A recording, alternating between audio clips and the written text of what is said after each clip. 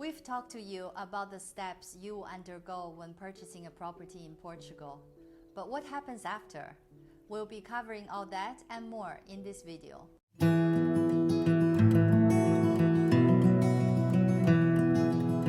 Hello and welcome back to our channel. If you've been considering purchasing a property in Portugal, make sure to watch the video before this one where we covered everything you need to know regarding purchasing a property here in Portugal.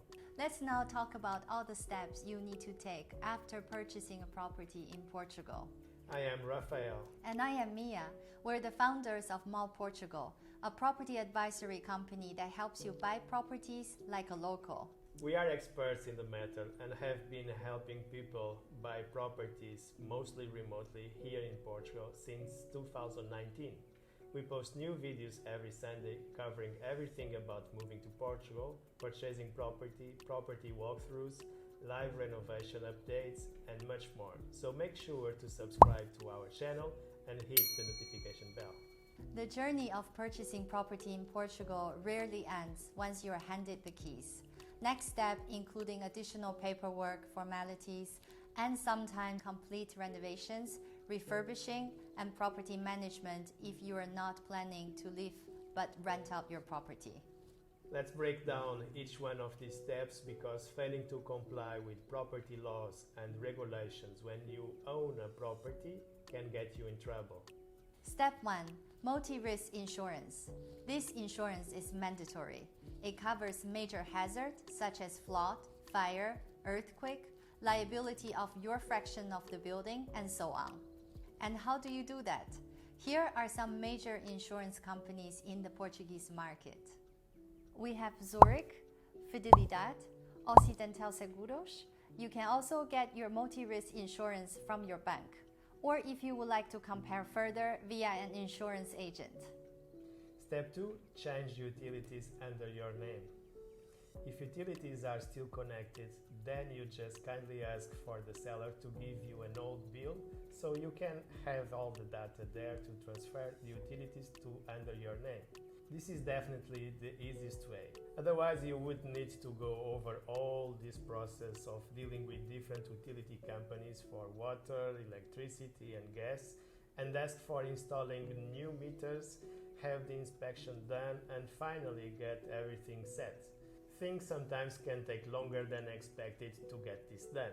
Just for your reference, I'll just name some of the biggest companies, and again, we are not sponsored by any companies. For electricity, you have, for instance, EDP and Endesa. For gas, EDP again and Galp. And for water, typically is with your local municipality water supplier. Step 3. Obtain the updated land property registration. In Portuguese, Carneta Predial e Certidão Permanente. After the deed is signed, this is an automated process initiated by the notary who processes your deed signing. It will be sent to the conservatory for updating the land registration under your name. You should get it usually within 7 working days. Now all the essential things are taken care of. Let's talk about what the next steps are if you plan a renovation of your property. Let's first talk about the type of the team you will need to complete specific projects, because it will vary depending on what you're looking to get done. For instance, if your intention is to do a light renovation, for example, just a fresh coat of paint, minor updates to the kitchen, bathroom, maybe flooring, you do not need an architect. However, it can be helpful because an experienced architect will be able to advise you on how to potentially add value to your home.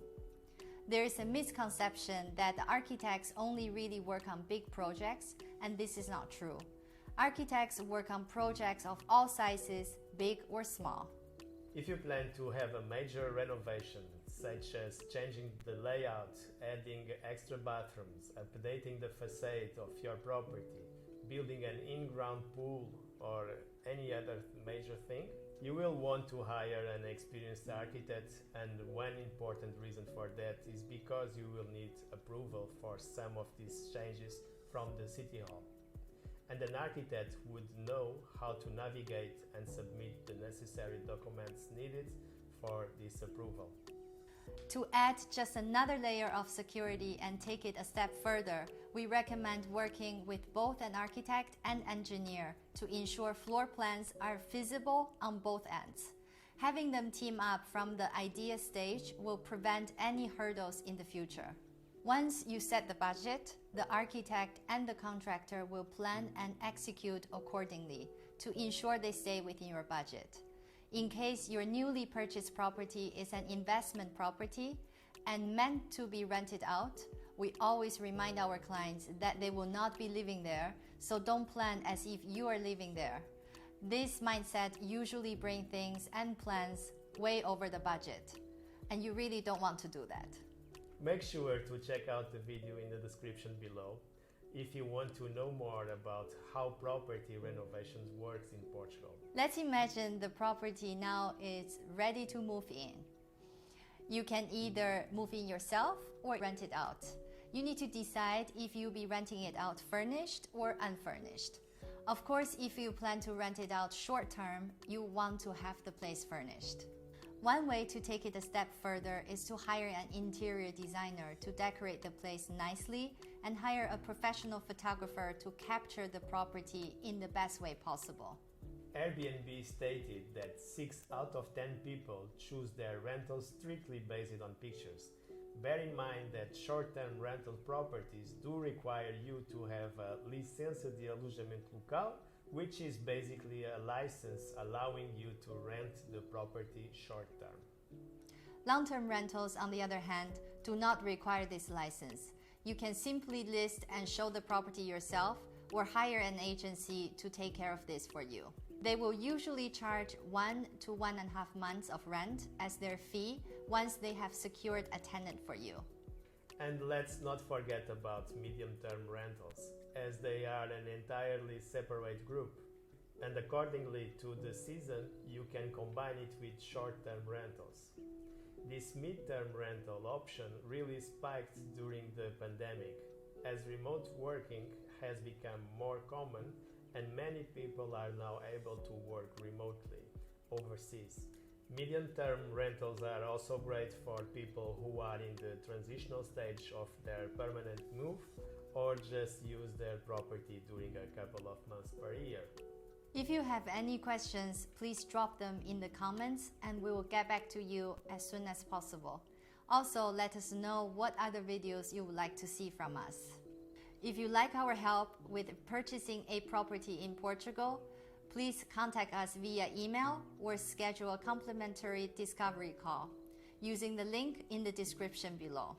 Please help us reach our first milestone to get 1,000 subscribers by hitting the like and subscribe buttons. Also hit the notification bell or drop us a line if you found this video helpful. We will be posting informative videos every week and you don't want to miss them. Connect with us on Instagram and TikTok too.